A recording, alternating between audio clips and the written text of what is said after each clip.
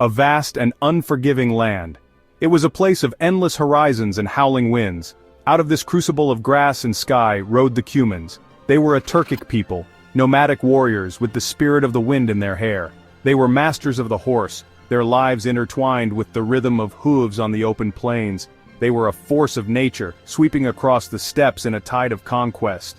By the 11th century, they had established a vast domain.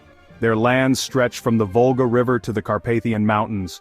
They were a formidable presence, their mounted archers striking fear into the hearts of settled peoples.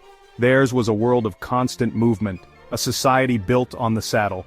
Their yurts, portable homes of felt and wood dotted the landscape.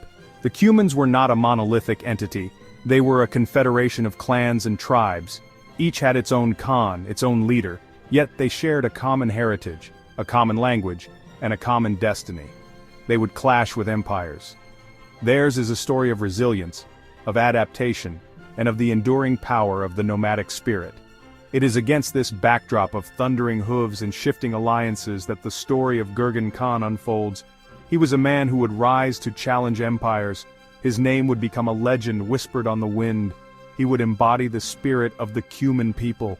He would lead them to the zenith of their power.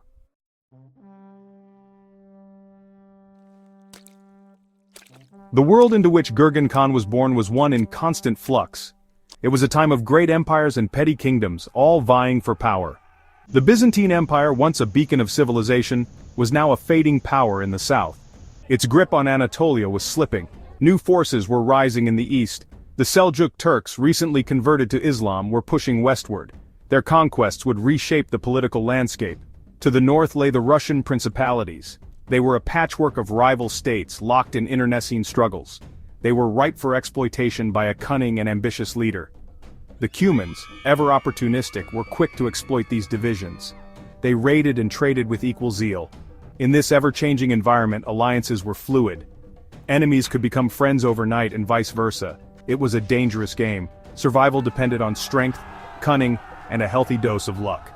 Girgen Khan would need all three in abundance. The stage was set for a clash of civilizations. Girgen Khan.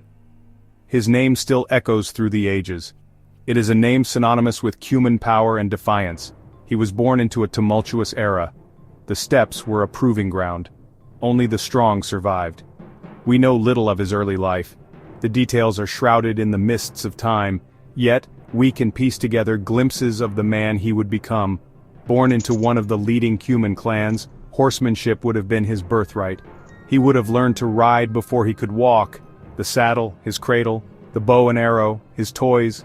He would have grown up surrounded by tales of past glories. He would have heard of the exploits of his ancestors. Their victories would have fired his imagination. He would have been trained in the art of war. The steppes were a harsh teacher. Only the swift and the strong survived. He would have learned to read the subtle signs of the land, the whisper of the wind, the movement of the clouds, the behavior of animals. His education was one of survival. It was an education that would serve him well in the years to come. Girgen Khan's rise to prominence was both swift and decisive. It was a testament to his military prowess and his ability to unite the often fractious Cuman clans. His moment arrived when the previous Khan suffered a humiliating defeat at the hands of a rival tribe. The Cumans were in disarray. They were leaderless and vulnerable. Into this power vacuum stepped Girgen Khan. He rallied his own clan. He appealed to the wider Cuman confederation. He spoke of unity. He spoke of shared destiny. He spoke of reclaiming their lost honor.